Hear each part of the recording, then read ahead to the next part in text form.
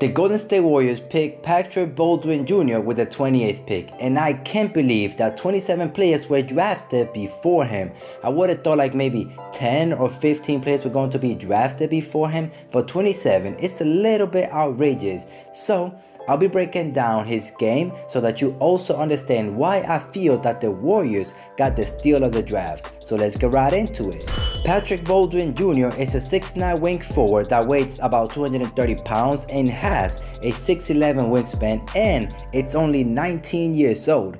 People seem to have forgotten that he was regarded one of the best prospects in high school. He was a 4-star recruit coming out of high school. He had multiple offers to go play at some of the best colleges in the country: North Carolina, LSU, Kentucky, Kansas, Duke. You can see all of those names are household names, but he just decided to go to play to Milwaukee and play for his dad, who's the head coach. On November 23rd of 2021, Baldwin suffered a leg injury that forced him to miss several games. He did come back, but only played like about 3 to 4 games, I think it was, and he suffered an ankle injury in about like January 5th of 2022, so this year, and that forced him to miss some games again. However, he averaged some decent numbers throughout his freshman year: 12 points, almost 6 rebounds while shooting 34% from the field and 26% from 3 in an injury-plagued season.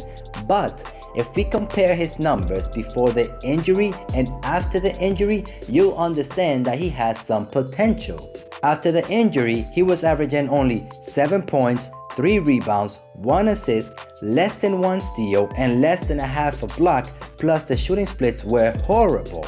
But before he started having some injuries, he was putting up 18 points, 8 rebounds, 2 assists, 1 steal, and 2 blocks while shooting 38% from the field and 21% from 3. Those are some really decent numbers.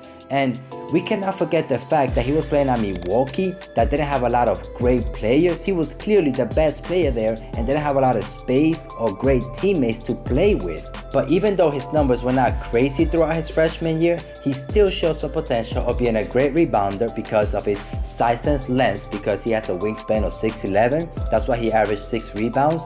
And then he showed some flashes also of being a great scorer that can shoot the 3 well, and that's also thanks to his size and length, because he has a wingspan of 6'11". And that makes it really difficult for defenders to block his shot. That's why he had 1 game before he had those 2 injuries where he went 6 for 6 from the 3. So like, I'm telling ya, man, this guy potential is incredible. However, there are some parts of his game that he needs to improve. For example, he does like a great first step, but he has more than enough time to improve that. Defense is something that he clearly needs to improve. On the ball, he's not the quickest. His closeouts often left more space than desired. And off the ball, there are moments that he was especially lost when his opponents were running through an action. For example, a pick and roll or a cut through. He was completely lost. So that's something that he really needs to improve. But every now and then, I saw like he did show some glimpses of doing a good rotation. But that's something that he has time to improve, you know, as the Warriors just won the championship, and he can take 2-3 years to really improve in those things. Like let's say Jordan Poole, it took him a while to understand how to rotate on the pick and roll or how to defend as a team, like on the zone or whatever. But he has his time to improve, you know, I'm talking about Patrick Baldwin. And I see that he can get better through that, because he showed before he got those injuries that he's a great player that could have been drafted like in the lottery pick. He could have been easily a top 10 pick if those injuries didn't happen. Even though he's not a great defender, you know what I mean, he should be able to guard less creative and quick wings, you know what I mean. Plus, you know, if I had to compare him to some players that I would think he could be in the future, like, you know, like a draft comparison, I would probably say Kyle Kuzma. Like, I see a little bit of Kyle Kuzma in him. And I could even say Michael Porter Jr. Michael Porter Jr. is a way better player than Kyle Kuzma, you know what I mean? So like, I see similarities in their game, you know?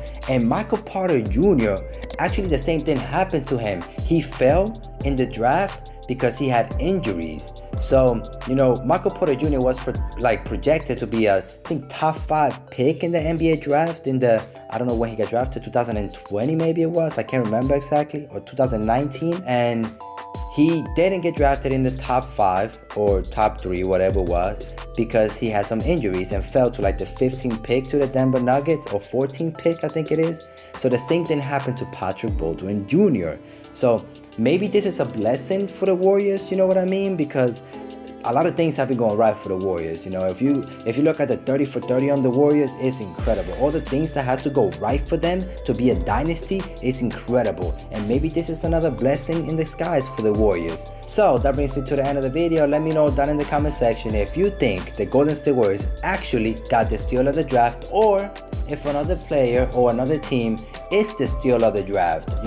Like, I would probably say Jaden Ivey could be the steal of the draft, but I don't mean like I feel like Patrick Baldwin is the steal of the draft, but like if I had to pick another team that probably has the steal of the draft, it will be the Detroit Pistons with Jaden Ivey, because in my eyes, he's the best player in this draft. Like, I know Paolo Banchero went first, and Jabari Smith was an incredible player through his college career, and Chet Holmgren also this incredible player, but I feel like Jaden Ivey is gonna be amazing. Like, his game is gonna translate better to the NBA than the other top 3 players that got drafted.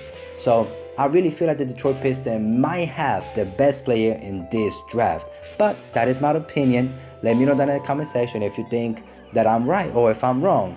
Also, don't forget to like the video and subscribe to the channel if you enjoy content like this, so that we can help spread this video and so people can have fun watching my videos. Thank you for watching. See you guys in the next one.